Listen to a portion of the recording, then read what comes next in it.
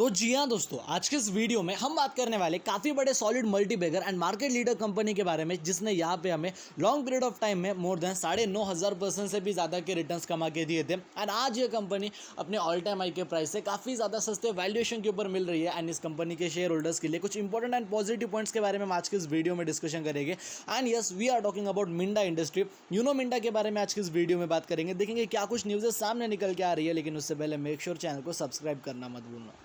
अभी अगर आप देखते हो, जैसे कि मैंने आपको कहा कि भाई इस कंपनी ने हमें 9,500-10,000% के रिटर्न्स कमा के दिए, तो आखिर इस कंपनी में ऐसा क्या है कि इस कंपनी ने 9-10,000% के रिटर्न्स कमा के दिए। ऐसा इस कंपनी को बाय क्यों करना चाहिए, सारी की सारी चीज़ों को आज के इस वीडियो में बारीकी से समझाऊंगा। वीडियो आप लोगों के लिए काफ़ी इंपॉर्टेंट रहेगा। देखो, किसी भी कंपनी के स्टॉक प्राइस में तेज़ी कब आती है, जब उस कंपनी का पर्टिकुलरली बात करा जाए जो रेवेन्यू है वो यहाँ पे हमें उसमें ग्रोथ देखने को मिले, एंड साथ ही साथ कंपनी के प्रॉफिट्स भी उसी रेशो में हमें ग्रो होते हुए देखने को मिले। देखो, एक ऐसी कंपनी है जिसके ना रेवेन्यू बढ़ रहे हैं ना प्रॉफिट बढ़ रहा है, बट स्टिल उस कंपनी के स्टॉक प्राइस बढ़ रही है, तो समझ जाना वहाँ पे मैनिपुलेशन चल रहा है। वैसे कंपनी से दूर रहना ही मैं हमेशा आपको प्रेफर करता हूँ। न्यूज़ बेसिस वाली तेज़ी बस 2 दिन की होती है।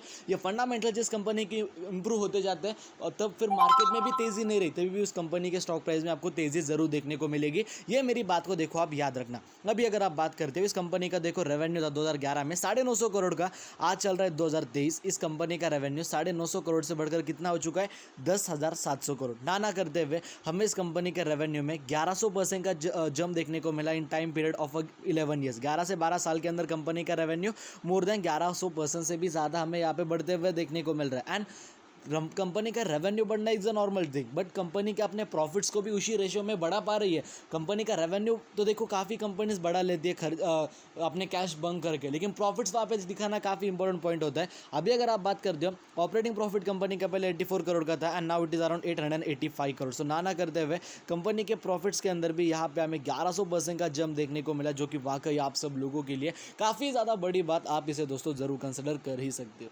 एंड देखो, यही एक रीज़न भी है कि कंपनी के स्टॉक प्राइस में हमें इतनी ज़्यादा तगड़ी तेज़ी भी देखने को मिलती है। एंड देखो, कंपनी के रिजर्व्स की बात अगर आप करते हो ना, 3,600 करोड़ का इस कंपनी के ऊपर इस कंपनी के पास रिजर्व्स है। लेकिन सर, इस कंपनी के ऊपर 1,000 करोड़ का डेब्ट भी तो है, 1,000 करोड़ के इसके ऊपर बोरोइंग भी तो है, 1,000 करोड़ का इसके ऊपर कर्जा भी तो है। तो सर उसका क्या? देखो, कंपनी के पास 1,000 करोड़ का कर्जा है, लेकिन कंपनी के पास 3,600 करोड़ के, यानी कि कंपनी के पास जितना डेब्ट है उससे 300 गुना ज़्यादा कंपनी के पास बोरिंग 300% ज़्यादा हमें कंपनी के पास बोरिंग रिजर्व ज़्यादा पड़ा है, यानी कि 3 से 3.5 गुना ज़्यादा कंपनी के पास रिजर्व्स कैश फ्लो पड़े हुआ है। सो ये कंपनी जब चाहे तब अपने डेब्ट्स को आसानी से पे ऑफ कर सकती है। सो ऐसा यहाँ पे देखो, कंपनी की बैलेंस शीट के बारे में चिंता करने की देखो यहाँ पे हमें कोई आवश्यकता देखो नहीं मिलती।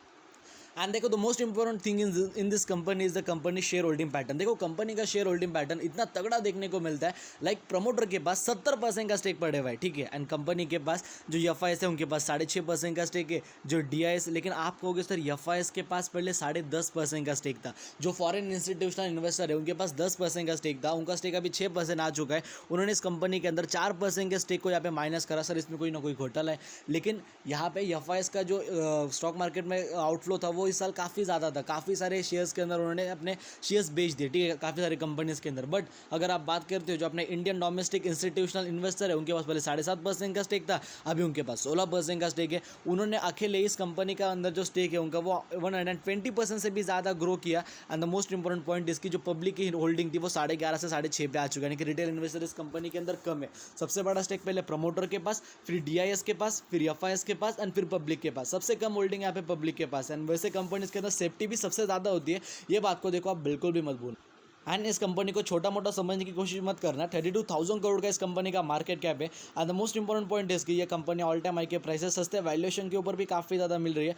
52 का इस कंपनी का प्राइस टू अर्निंग रेशियो है, जिसे ज़्यादा एक्सपेंसिव समझने की कोशिश मत करना। फेस वैल्यू 2 रुपये के करीब है। एंड वन मोर थिंग, अपने मिंडा इंडस्ट्री के जो Q4 के रिजल्ट्स है वो भी यहाँ पे हमें 18 मई की तारीख तक देखने को मिल जाएगी। 18 ऑफ मई 2023 को हमें इस कंपनी के Q4 के रिजल्ट देखने को मिलने वाले हैं। सर अभी क्या कुछ एक्सपेक्टेशंस लगा के हम रख सकते हैं कंपनी के Q4 के रिजल्ट्स के अंदर?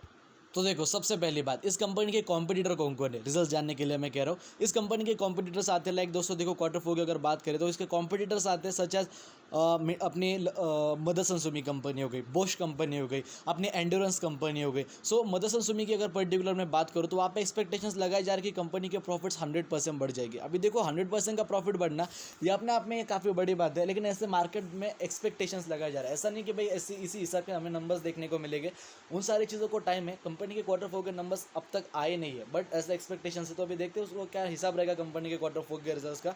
बट जिस हिसाब से मदरसन सुमी हो गई, बोश हो गई, एंड्रोन्स हो गई, वो परफॉर्म करेंगे, उसी हिसाब से मिंडा परफॉर्म करेगी। बस अभी कंपनी के फंडामेंटल्स भी आपको मैंने काफ़ी हद तक कवर करा दिए कि भाई कितनी अच्छी है कंपनी है एंड डिस्काउंटेड प्राइस पे भी मिल रही है। अगर आपका विजन लॉन्ग टर्म का है, definitely you can consider this stock for buying. Company अच्छी है, फंडामेंटली स्ट्रॉन्ग है, सारी चीज़ें मैंने आपको बता दी। बाकी अगर आपको हमारा आज का वीडियो पसंद है, वीडियो को लाइक कर देना, चैनल को सब्सक्राइब कर देना। अगर आपके वजह से किसी का फायदा हो रहा होगा, वीडियो शेयर करना भूलना मत। धन्यवाद।